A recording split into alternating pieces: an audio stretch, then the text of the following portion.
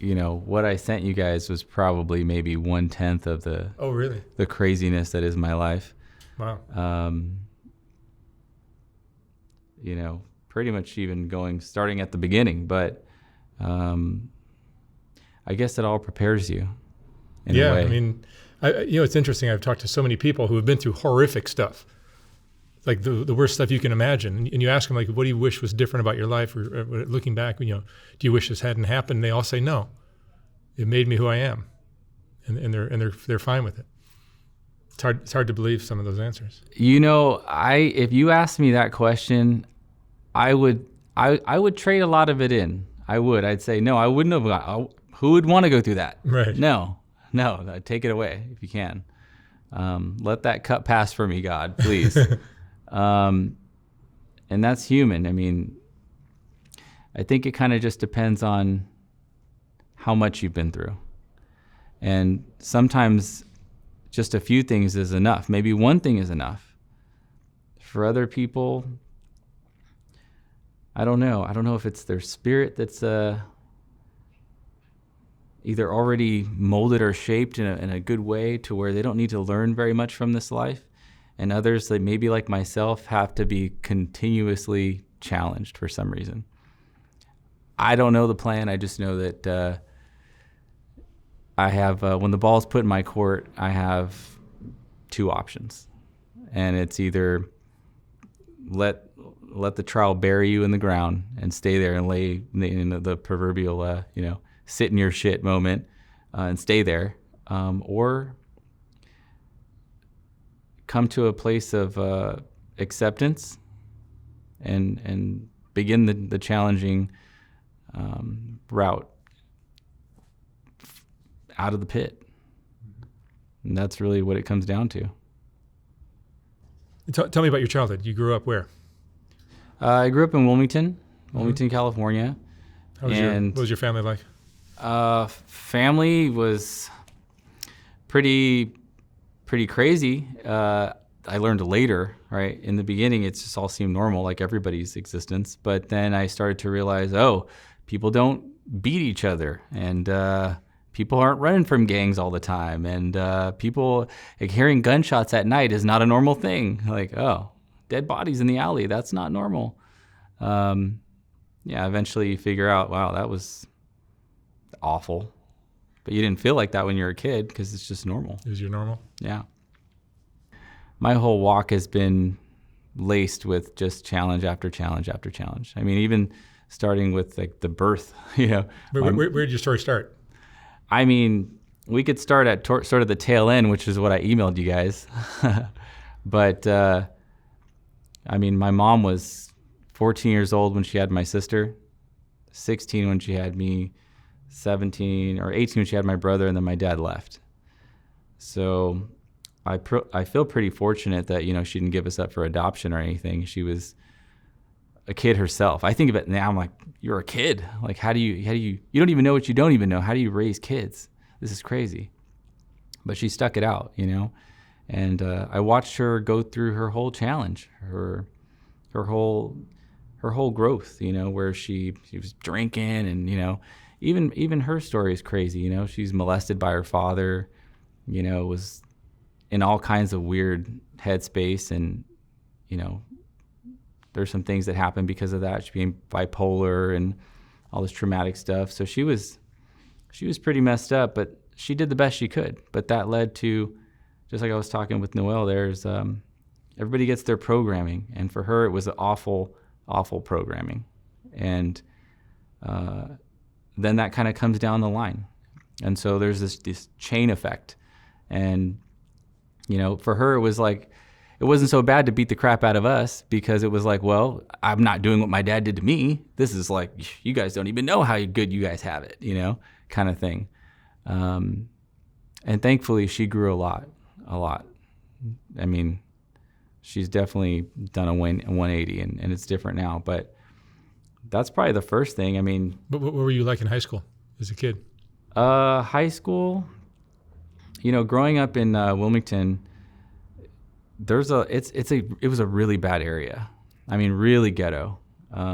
Suburb of LA. Gangs constantly, Even in Wilmington, it's kind of the stupidest thing. You've got, the east side, the north side, the west side, all these different, gang, L Street and all this other stuff. And I'm like, I laugh because it's like, we're all within like 3 miles of each other, come from the same place, but you want to fight and shoot each other and act crazy. But, just even in middle school, I remember getting jumped so many times because I didn't want to be part of these gangs, and my mom always told me, just pick one, let that one really have it, like make sure he remembers you.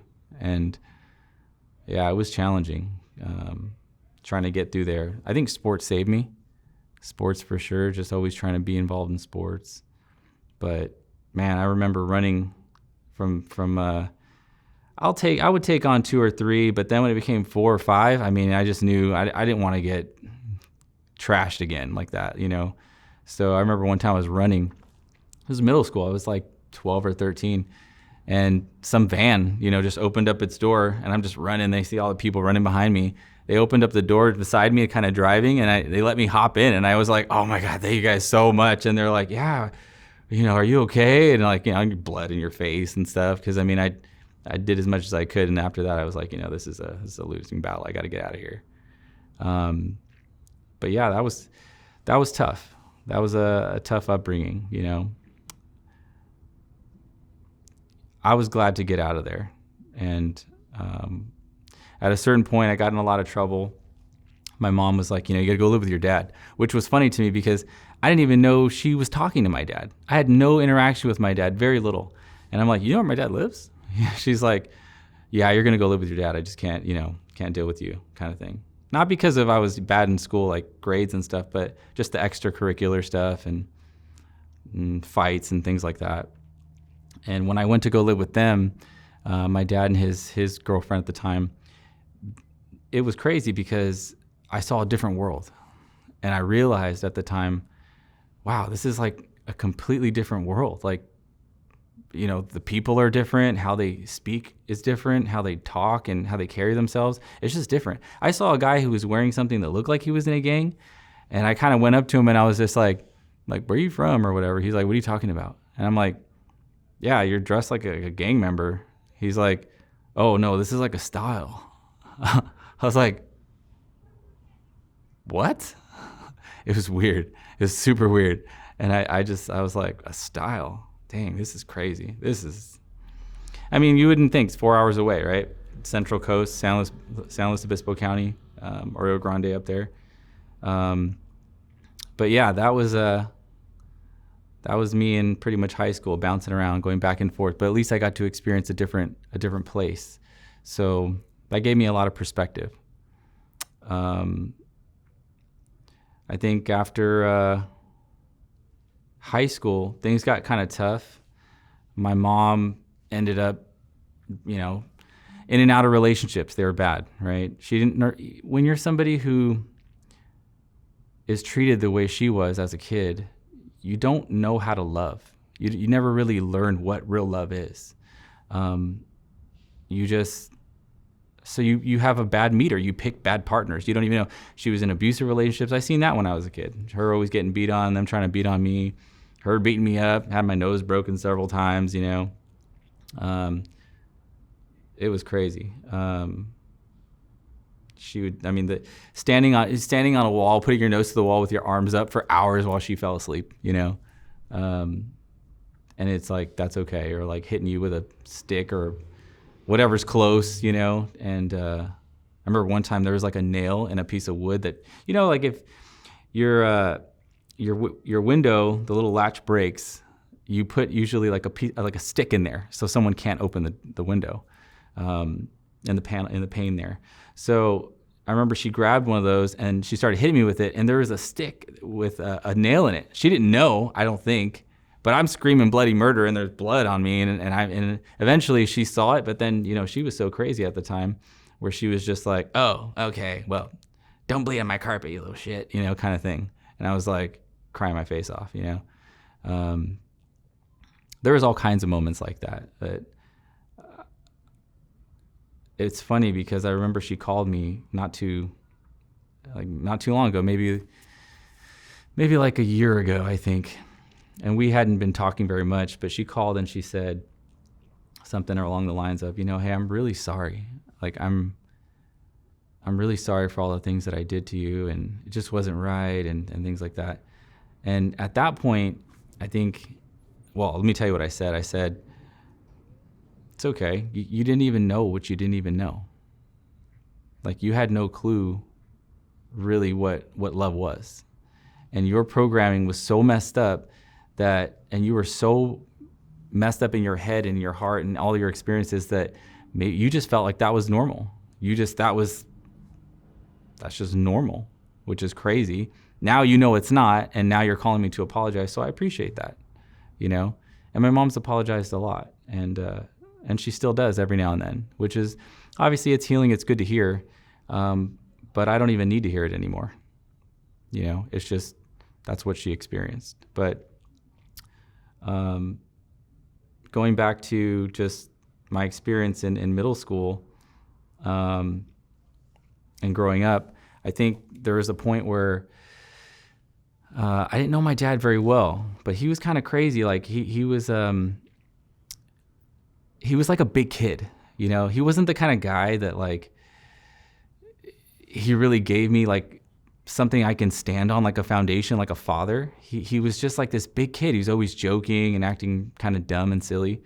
I'd go to work with him a little bit. He taught me some things, as far as like carpentry and plumbing and stuff like that. And I remember one time, my stepbrother, who's about my age, so the lady that he ended up being with, left my mom for, he stayed with her, and her son from another marriage was my age. So we're in the same grade. So we're going to middle school and everything. Anyway, he himself at one point gets in trouble because he's skateboarding, he's acting stupid, he's doing things, vandalizing, he's breaking windows, whatever. The cops come and they bring him to where my dad lives, and they tell my dad what happens, and literally my dad's breaking down because the guy says, if he gets in one more, does anything else, he's going to juvenile hall kind of thing. I was in the room and I kind of overheard my dad and his fiance or girlfriend, longtime girlfriend, talking with him, and he's crying, and he's like, "Don't you know I love you, boy," and stuff like that. And like in my head, I'm thinking like, I don't know if I was jealous, angry, confused. I was like all kinds of emotion at that when I heard that. Because when you're a kid growing up without a dad, you think to yourself, like, the hell? Like, where's that for me? Like, what kind of shit is this? Right? This is weird. There was a time where I was supposed to go to school in maybe a couple of weeks, and I was telling my dad, "Hey, Dad, can look at my shoe? There's like a freaking like the shoe is talking. Like I need shoes, and I feel embarrassed. I can't go to school with a shoe that's freaking flapping like this. This is ridiculous." And he's like, "Tell your mom. Your mom, tell her to send you some money." So I call my mom up. "Mom, I need some shoes." Blah, blah, blah. "Hey, you're with your dad now. Tell him to buy you some shoes." I'm like, shit, really? Go back to my dad. "Mom said," he's like, "No, she's going to get you." I'm like, shit. So then, I'm like, what? They're both going to argue about it. I need shoes. So, a lot of rebel came out in me most of the time because I was always just curious and I didn't feel supported or loved. So I'm like, whatever, I'm going to do I'm going to steal some shoes then, right? And so then I went to a Foot Locker, and at the time it was a standalone building. And I remember the guy gave me like a size 11 shoe or like 10 and a half, I think it was at the time. Yeah. So anyway, I told him it was too big and if you can go get another size. So as soon as he turned the corner to go back, I ran out the store, left the old shoes there, ran out with the new shoes. This guy was pretty fast. He was like a younger guy.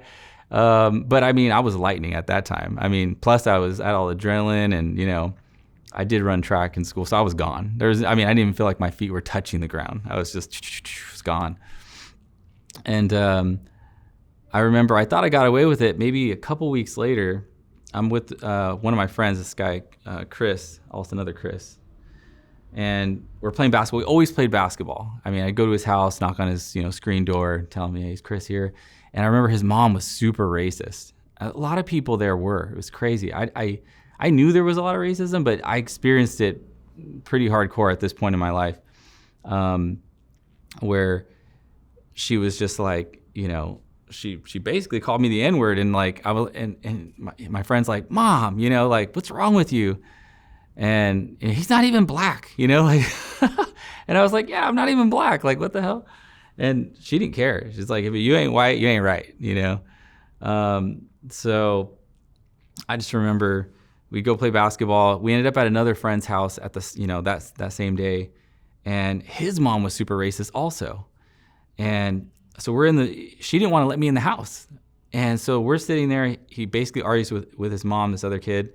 And eventually we're inside his room playing, you know, PS2 at the time.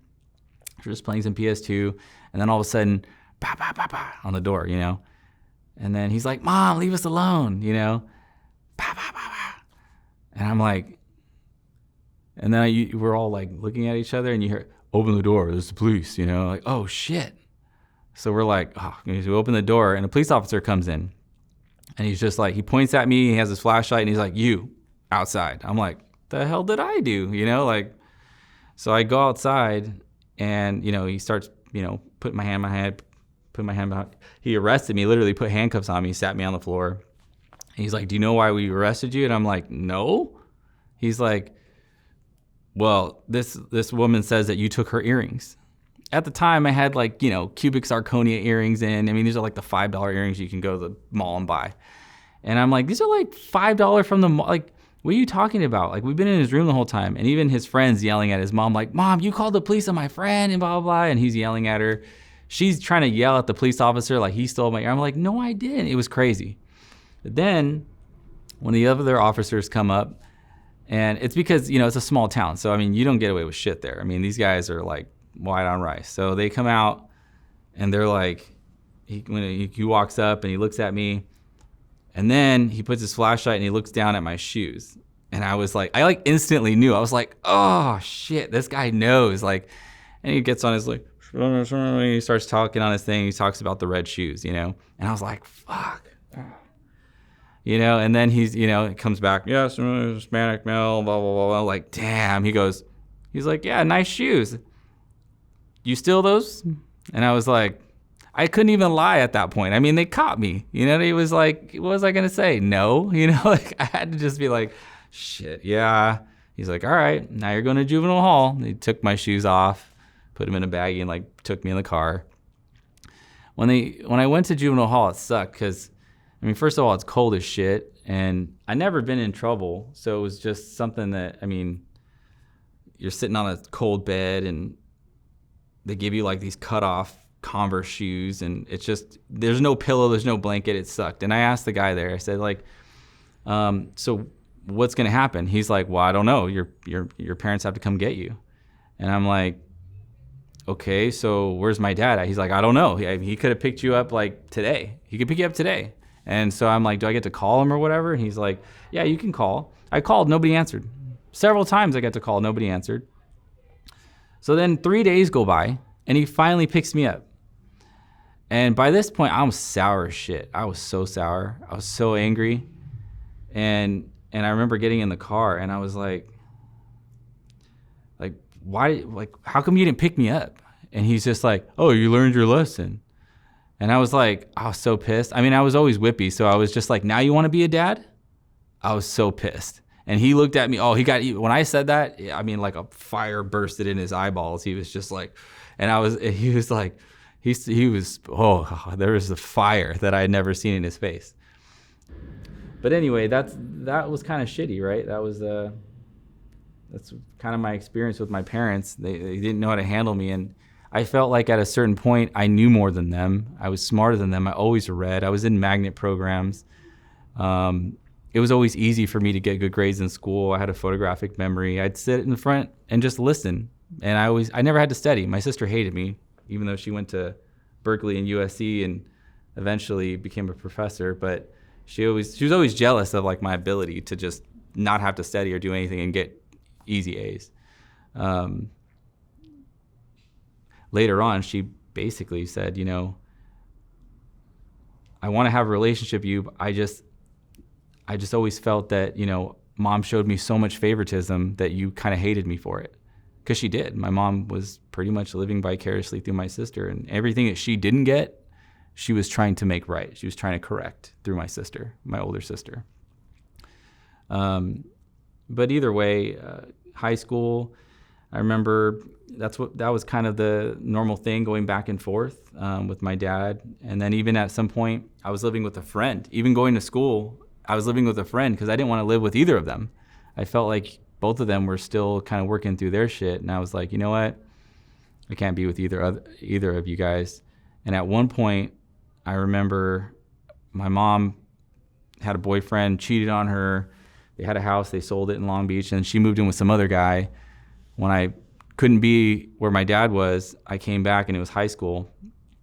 And I was living with them and this guy. And this guy was just such an ass. He was such a terrible human being. But my mom, again, she picks all the winners, right?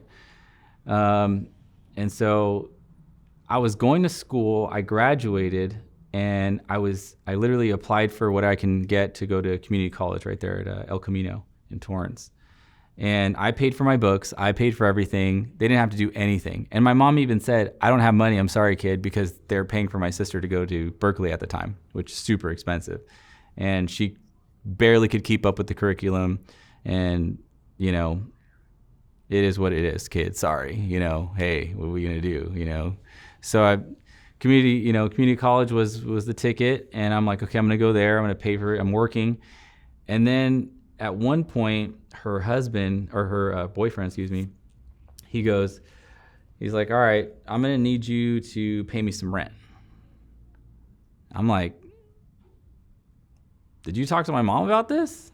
He's like, yeah, I already talked to your mom about this. You can't be, you're using the water, electricity, eating all the food, and I'm like, but so is everybody else, what about your 2 sons living here and your daughter? There was his 3 kids living there, all of them which were older than me, none of them paying rent.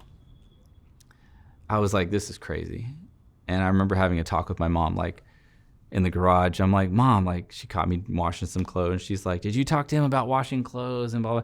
And I'm like, yeah, he said that I'm soaking up the water and the electricity, and he wants me to give him $400 a month for rent a month. I'm like, I can't do that. She's like, well, you have a job, don't you? And I'm like, Mom, you're really going to make me pay this guy rent? It's not my fault. You sold your house, lived here. I'm paying for school, I'm working, and you want me to pay rent? This is crazy. I'd rather live in my car. So I did.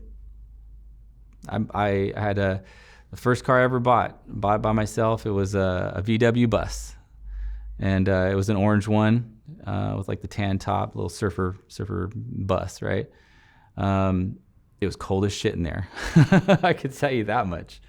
Having to go to work, go to school, live in this van. I parked it in front of my grandma's house, I guess hoping I was going to get some sympathy. Eventually, I remember sleeping in that thing, and my grandma knocks on the door, and I open it up. She's like, Mijo, you can come inside.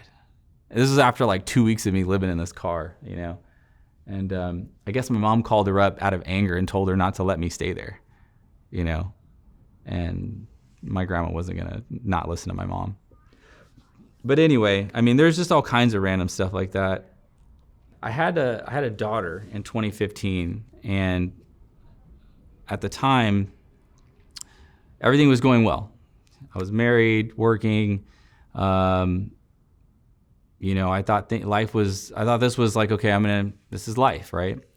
Again, then I have my son, which I felt so blessed because I was thinking, a girl, now I got a boy, that was a big thing to me, especially when it comes to my son, because there was a lot of wrongs that happened in my life that I would like to have righted. And he had a couple of issues when it came to his ureters. When it comes to being able to pee, there was a little bit of a reflux happening because he started getting infections. So we took him in a couple times. The urologist was like, hey, I think his ureters are a little tortuous, and that's causing some type of reflux. So I think, he'll grow out of it eventually. They'll kind of straighten out. It's kind of a fluke. They did all kinds of testing, and they said it's not genetic. There's no there's nothing we can really point to. It's something that's not very common at all. But typically kids just grow out of it. As they stretch and grow, everything should be fine. It should resolve itself. At one point, another guy came in there, another doctor, and he said, you know what, I think it would be best if we did a little bit of a surgery and shortened him up so we didn't have to, because he kept getting infections because there was a little catheter in there. And so when you have a foreign object, that causes infection. So he said, you know, this might be a better solution until he grows. It's minimally invasive, you know, pee will just come out, his diaper, we'll kind of hook his tubes up here to his skin and it'll just come out naturally. And, you know, we'll reattach them later. And it's like an hour surgery kind of thing. So he has that done. He goes through there flying colors, no issues. Doctor says, hey, everything went great. And then I was there. You're not allowed to have any kid under 2 years old in the PICU or in that ICU there. So I ended up taking my daughter so that, you know, I could, you know, feed her, put her to bed. And my wife at the time stayed with our son overnight. And I had to work in the morning. So I said, okay, I'll take her home, I'll do everything, and then I'll come back. And you can have her, and then you could, you know, sort of we'll swap it out here, and I can go to work. And then I was working, and then at the time, I was putting these little flyers. I was doing this sales job on homes, and then I got back to my car, and I don't know why I had left my phone like in my car. I was just gonna hit this like little block here and then come back to my car. I get back to my car, and there's like 15 missed calls. You know, from all these, from my brother-in-law, my sister, my mom, my wife. So I call my wife, and she's just like, get to the hospital now. Something's wrong with Liam. And I was like, oh shit. So I jump in the car, and I mean, I'm flying on the 405, like not even in lanes. Like I'm going however I can get there. So I get there, and they're pumping on his chest. You know, they're trying to revive him. I go in there, and, you know, the doctor's just like, you know, we've done this longer than we should have. I think it's time to call it, but, you know, I'm letting you know, you know, we can continue if you want to. And I said, I don't care how long it takes, just whatever you need to do, just keep trying. And he's like, okay, well then you can do the chest compressions, and then we're going to have, you know, and so I did that for a time. You know, they injected him with a lot of other things. They tried different things, and, you know, his lungs had collapsed. They tried to, you know, stick a tube in there, and it was just awful. It was awful to see such a terrible turn of events where everything was fine. It was, you know, he's a nearly 15-pound, 4-month-old baby, you know, and, you know, and then all of a sudden, you know, he's just kind of twitching. And then I'm thinking, you know, well, no, he's still moving. And the doctor is saying, no, that's just some type of nerve reaction. And my wife is just freaking out. And, you know, there's so many people huddled around him. And, yeah, I was really messed up. I never thought I'd have to experience something like that in life.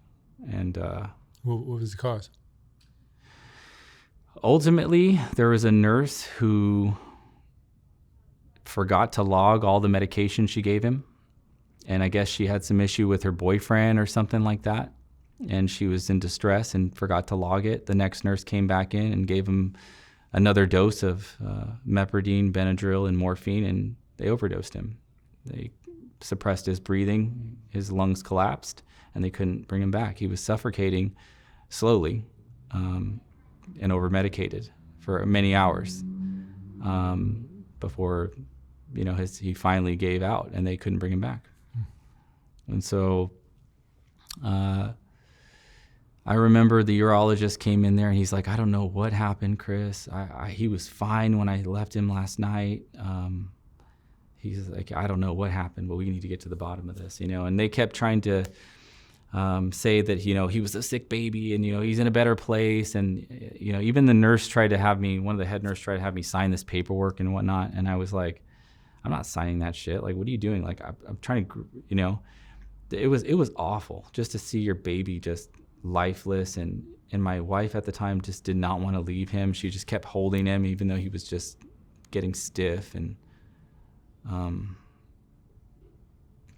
I couldn't even, at the time, it's like everything turns black and white, and you feel like it's just like a nightmare you want to wake up from, but you can't. Like, you're trying and you're hoping that when you go to sleep at night that you wake up and it's not real, that it was just some fucked up dream, but it was real. And, there's a lot of stuff that happened after that. I tried to keep it together because I knew that something wasn't right. They didn't do something right. I had to try to get to the bottom of it. My wife at the time she was not even functioning at all. And I did my best to be the strong one, to be like, okay, well, what can we do? They're like, we'll do the autopsy and stuff like that. I'm like, no, don't touch him. We went and hired an independent forensic pathologist to do a quantitative analysis on his blood and all this other stuff, and they made it tough. They made it tough to get his body. They made it tough to do a lot of things. And so that just gave me more fire. Like, okay, there has to be something that they did wrong, because clearly they wouldn't be giving me this much pushback on everything. And so, long story short with that, sadly, although we did do something and we got a little something, it was medical malpractice in California. They passed a law in the 70s where you can only get $250. That's the max. And I guess when you have hospitals and insurance companies and all these big wigs that are going to be able to push their way around there, they'll find a way, because that's what they do, So it didn't really help. No amount of money would have ever helped anyway. But, just having to get his damn headstone, and it was awful. And my wife at the time, she really went nuts. Like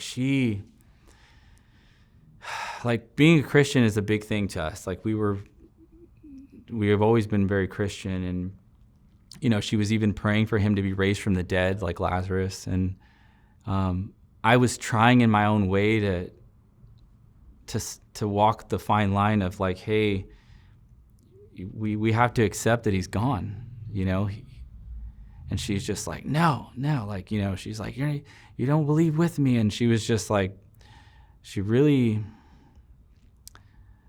kind of tried to make it like I was not on her side. And I just wanted her to be okay. And I knew that the way she was going wasn't right. And this went on for a long time, even to the point where, they were fixing him up and preparing him for burial, and she still was praying that to happen. And I know sometimes the answer is no. Sometimes the answer is no. And so I think the big thing there was, she kept praying that. We buried him, and even after he was buried, she couldn't let it go. She couldn't come to terms with what had happened. She started reaching out to and doing really weird stuff, like, tarot cards and crystals, and trying to do this remote writing stuff where she felt like she can communicate with them from the dead. And the weird thing about that is there was shit flying off the walls, like at night. I feel like she was letting something weird in from what she was doing. It was very, very odd. I won't speculate there. I just know there was weird shit happening, and it felt like there was something heavy and evil that was messing with her. There was a point where I thought she was getting better because she started going to church. I think at a certain point, I saw a little something different, and I kind of got happy about it. I was like, oh, okay, like, this is maybe like a year into it, you know. She starts going to this church, everything's, starts helping out, and it was 1 day a week, then it was 2 days, then it was 3, then it was 5 days, and it was like she's there every day. And I was working, and she was going to church, and I felt, okay, maybe things are getting better. And then I started noticing some interaction between her and this pastor of prayer. And because I'm so observant, and because, like I said, I have a photographic memory, I don't know if I have auditory, but it's sure hard to forget a face or anything I've read or heard or anything, and it's all on recall. And so I noticed things, and I started noticing little looks. One time I kind of caught him like kind of looking at her cleavage, and I'm like, I know he's not just staring at her chest right now, like. And he just did it for an extended period of time, and then I'm looking at him, and then he looks at me, and he's like, oh, I'm like, okay, I'm not imagining this shit. This is okay. And I mean, this guy, it got to a point where we were doing some counseling with him, praying for our family, praying for some healing and everything. Then we started doing some counseling with the church, and then I was talking to this other guy, but they were all older. This guy was like nearly 60, 55, something like that. And the other guy was even older. He's about, 60, 65, that was counseling me also. And I started telling him, like, I'm feeling uncomfortable with this man. Like, now my wife's part of this prayer team, and she's always at the church, and now she's doing social media, and she's doing all this other stuff. And I'm thinking, like, I don't know, there's something weird. Then I one time her laptop was open, and I kind of just was walking by the table, and I saw, his name on an email. And so I probably shouldn't have done that, but I clicked on it, and she was in the shower, and I just see the way they spoke, and it was very flirty, and there's like, like a heart emoji, and like, just stuff like that. And I was like, okay, this something's up here. This ain't right. And then I had this talk with the pastor, or with the counselor guy about it. And I said, he's making me uncomfortable. And I feel like there's something weird going on. He's like, come on, Chris, this guy's old enough to be your guys' dad. I think you're just being a little paranoid about this, and come on, And eventually it came to a head maybe about a month later, where I just kept noticing things. And the way she was defending him, and there's just some things that she was saying, I was catching every little bit. And eventually it came to a head where they had a meeting with us, and they were told not to have any interaction because I was uncomfortable, and they were trying to push me to get counseling and all this stuff. And so they were told to have no interaction. Then she goes a couple days later, I'm going to go get a bottle of wine from one of my friends, it's her birthday or blah, blah. I'm like, okay. I took my daughter to Roger Dunn. We're sitting there putting a little bit, And as I pulled out Roger Dunn, I was going by this one winery place, like a Total Wine or something like that. And it blew my freaking mind. I literally looked to the left, and I see him and her standing, like holding each other's hands, like staring into each other's faces. Like, I like turned the car so hard, and I just drove right next to him, and I stopped. I jumped out of the car, and he tried to hide from me. He tried to go behind another car and run, and I caught him, right? And I'm like, oh, I was so pissed. I mean, I was like, you motherfucker. I was so mad. I wanted to kill him. I really wanted to kill him, because that's all I needed to see. That's all I needed to see, to know. And, he was trying to run from me, and he's trying to grab me, and I'm trying to grab him. And he's just like, nothing happened. And I'm like, fucking guilty people don't run, you fucker. Like, I wanted to kill him. But then, and even her at the time, like, she was just like, leave him alone. And I was just like, she's like, I'm going to call the police, and I couldn't believe it. I was like, you're going to call the police on your husband? On your husband?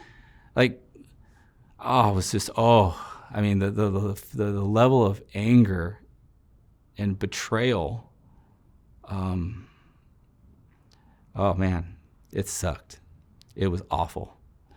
And thank God that I had a very sobering thought at that moment through all that heightened just craziness. Your daughter's in the car. She saved me. My daughter saved me because I knew she was in the car. And I was like, you know what? I was like, you better sit on, I told him, you better sit on the floor right now. Like, he listened to me because he saw how pissed, I could have killed him. And I told her, take our daughter and get out of here. She took our daughter and she drove away. I called that head pastor. He didn't answer. I said, you're going to call him right now. And he picks up his phone. He calls. He put it on speaker. He answers. And the guy answers the phone. And I'm like, this is, me and this guy, right? I'm like, guess what? I just found this asshole with my wife and blah, blah, blah. You were told to have no interaction, like, and blah, blah, blah. And he goes, oh my God, I'm so sorry, Chris. I'm so sorry. And eventually I had another meeting the next day with the guy who'd been counseling me. And he confirmed everything. And this guy confessed everything and said, what they were doing. And it was awful. Another moment where everything just went, I didn't want to believe it. As smart as I am, and all the I'm very logical, but my heart didn't want to accept it. I didn't want to believe it. How many years was this after losing your son? 2. Do you think they're related? Of course, because later on she tried to say, I'm going to sue the church, and he brainwashed me and he groomed me and all this other stuff, and I'm like, I don't care. You cross the line, there's no coming back from. I just can't. There's nothing I could do here. This is the level of pain that I felt in my heart. Like I felt like there was a vice squeezing the shit out of my heart. And when that pastor confirmed it, or the other and the counselor that told me that I'm sitting there, and everything went black and white again. And I was like, oh my God, like what the fuck? Like this is not even like the worst movie you can invent. Like, this is crazy. And I just went home and I cried and I cried and I cried, and my heart just hurt so bad. I was on the floor just saying, just take me now, God. Like, I can't even live in this world. Like, this is psycho. Who could endure this? Who can endure this much hurt, this much pain, this much betrayal, this much, like, after I just lost my son, like, who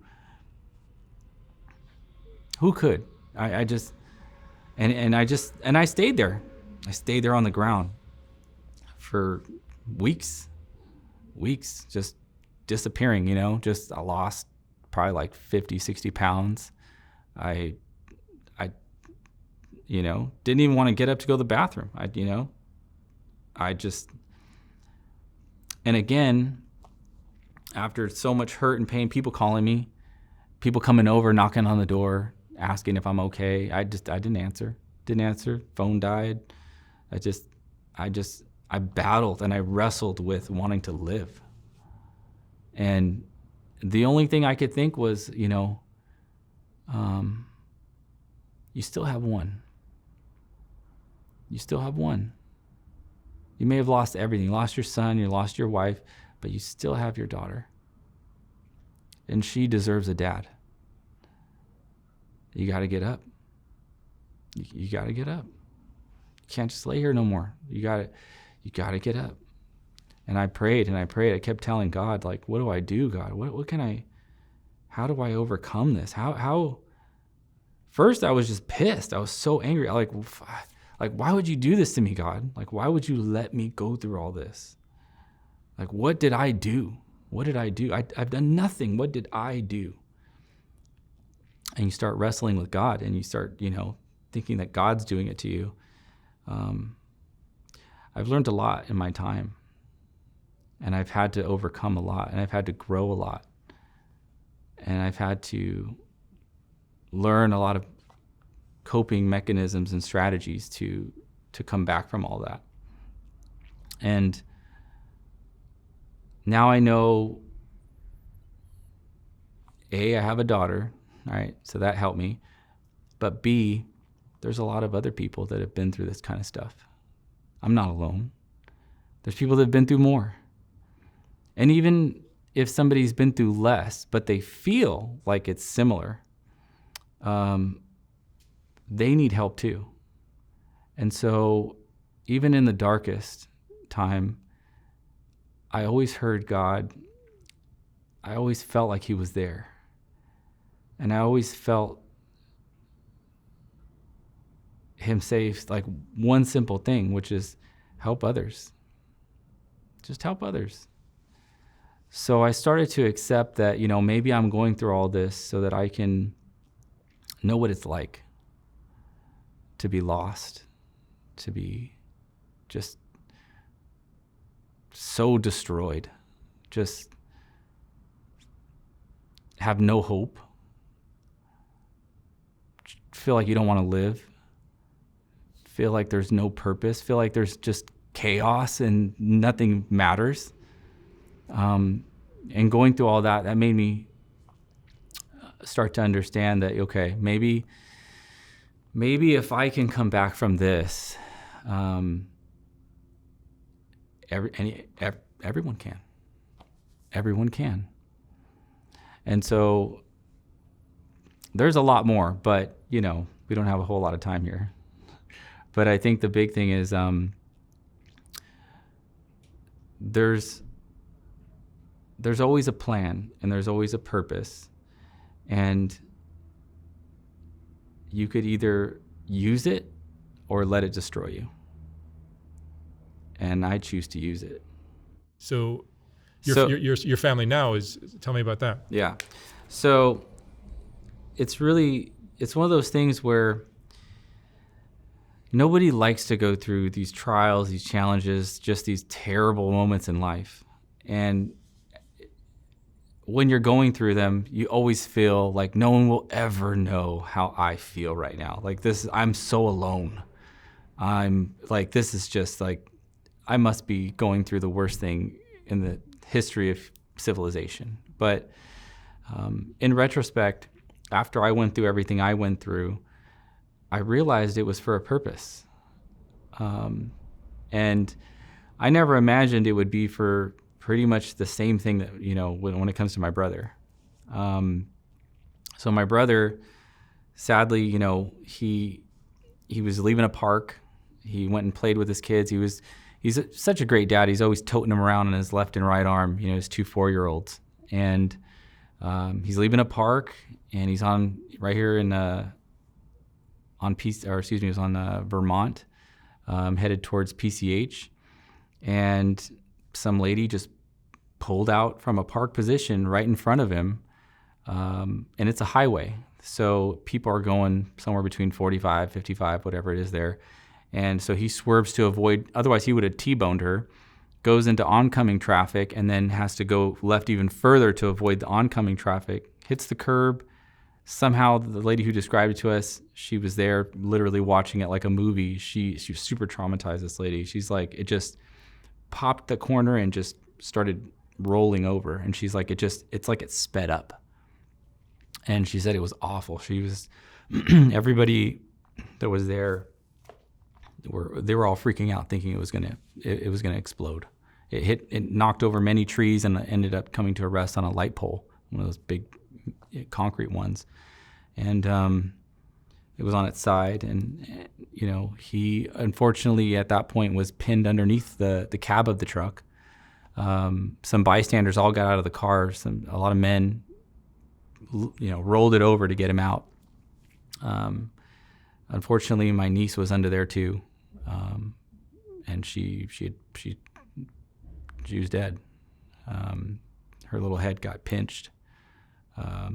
His son really messed up also. A lot of bones broken, fractures, spine broken or fractured several places. Had his ear ripped out from the seatbelt. I mean, it was just a terrible accident.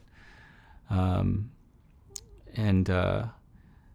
yeah, sadly, they say that, he had some alcohol in his system, and it was a big ordeal. And now it's been 2 years, coming up on the 2-year anniversary, and he's still in jail waiting for the trial.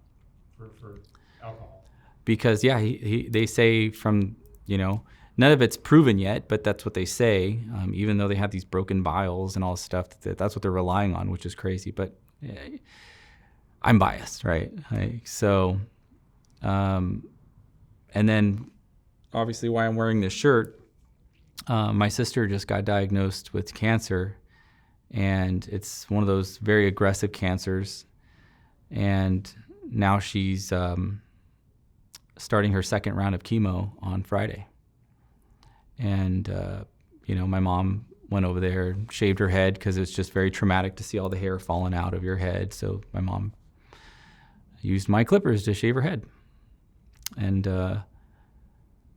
so it's fun. It's weird. I don't want to say it's funny, but it's like I feel like everything that I've gone through has prepared me to be that sort of beacon of hope in my family, to tell them, like, hey, you're going through it, but you're going to get through this.